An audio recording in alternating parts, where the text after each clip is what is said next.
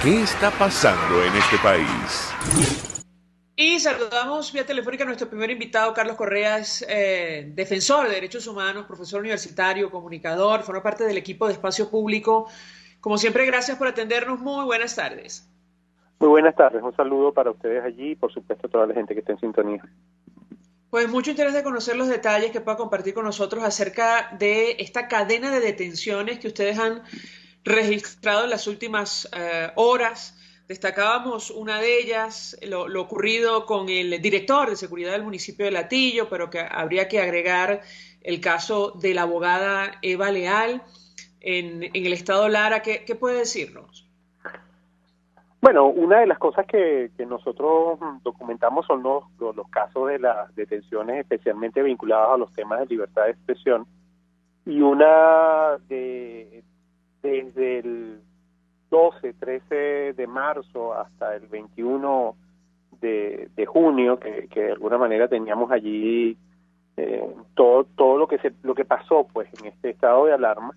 Nosotros hemos documentado 69 detenciones asociadas a temas de libertad de expresión. Una de las características es que, que muchas veces esas personas son procesadas judicialmente, como el caso de la abogada que tú mencionabas.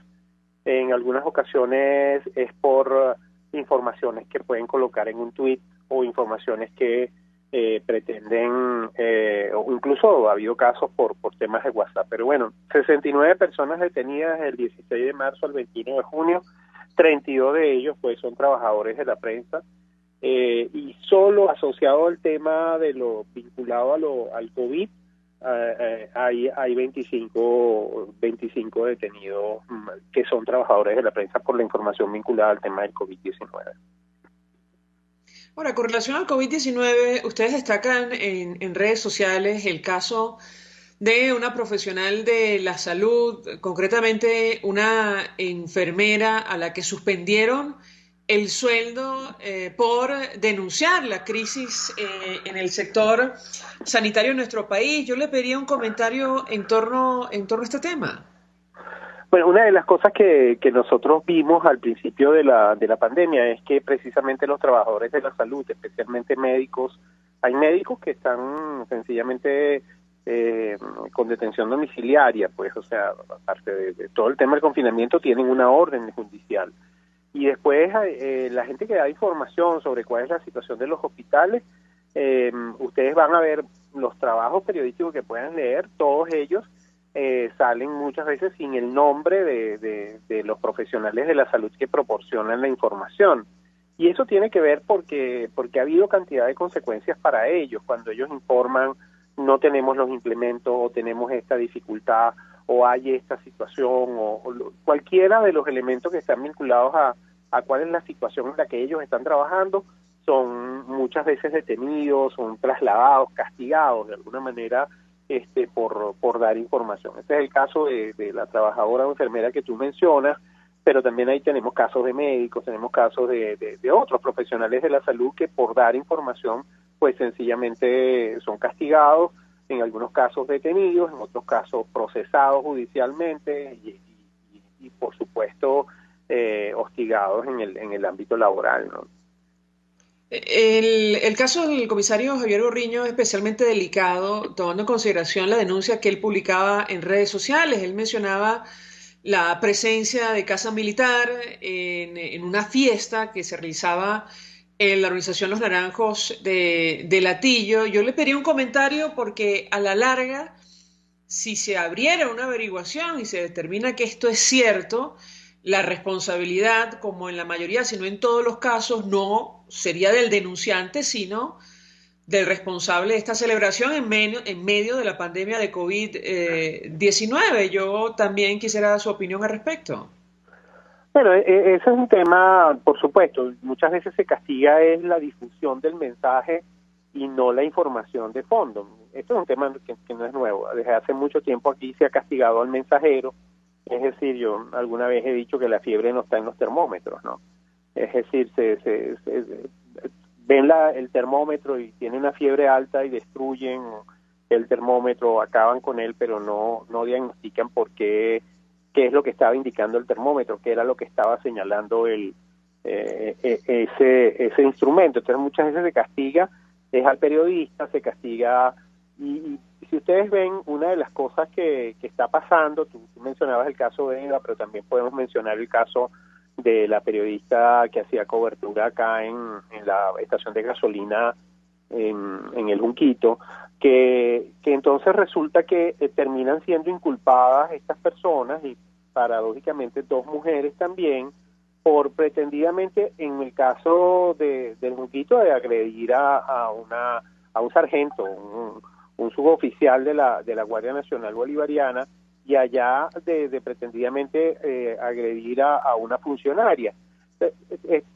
Se castiga a la persona, se le golpea, y en el caso de lo que tú estás diciendo, bueno, no se investiga si efectivamente había una celebración o una fiesta que estaba incumpliendo el orden o lo establecido por el estado de alarma y las instrucciones que se dan desde el Ejecutivo Nacional, sino que se castiga a quien informó de que eso estaba ocurriendo, ¿no? Entonces, es una manera permanente en la que se revictimiza, en la que se castiga a quienes de alguna manera dan información, o en este caso son detenidos, y lo que buscan la manera casi siempre es de incriminarlos de alguna manera, de castigarles, pues, ¿no? Y eso es un patrón que hemos venido observando ya con una frecuencia, en todos los casos, no ameritaban ningún tipo de detención, ni siquiera ningún proceso judicial, ni siquiera una sanción administrativa, porque lo que estaban era informando a partir de la información que tenían a la mano, ¿no? Finalmente, le preguntaré a nuestro invitado, mañana se celebra el Día del Periodista de nuestro país. ¿Cuál es el balance de espacio público con relación al ejercicio de la libertad de expresión en Venezuela? Ya Carlos Correa nos adelantaba algo, pero ¿qué puede decirnos? Bueno, mira, nosotros en el monitoreo, que básicamente la situación de la libertad de expresión en Venezuela es muy restringida, con enormes dificultades y muchísimos problemas para tratar de enfrentar ese trabajo que ahí se está haciendo. Yo quisiera recordar que mañana se celebra el Día del Periodista, porque es el día en que se fundó el Correo del Orinoco, ¿no? Y el Correo del Orinoco era un medio de comunicación que procuraba establecer una república.